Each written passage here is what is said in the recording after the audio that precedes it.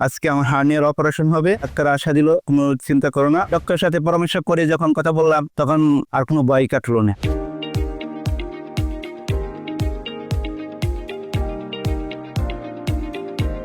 আসসালামু আলাইকুম, আমি এদিন ইসলাম। আমার বাড়ি আগুরপুর পশ্চিমপাড়া, থানা কুলিয়ারচর। আমি আসছি ভৈরব ইউনাইটেড হাসপাতালে আমার মামার সাথে। মামা নিয়ে আসছে, আজকে আমার হার্নিয়ার অপারেশন হবে।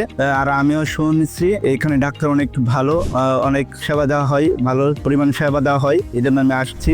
ডাক্তার কাছে পরামর্শ করে আমি অনেককে ভালো মনে করলাম। ডাক্তার আশা দিল কোনো চিন্তা করো না, ইনশাল্লাহ সবাই আল্লাহর উপর ভরসা রাখো, সম্পূর্ণ সুস্থ হয়ে যাবে। পরিবেশ আলহামদুলিল্লাহ, পরিবেশটা অনেক ভালো। ভৈরবের ইউনিট হাসপাতালের পরিবেশটা অনেকটা সুন্দর, আমার কাছে অনেকটা ভালো লাগছে।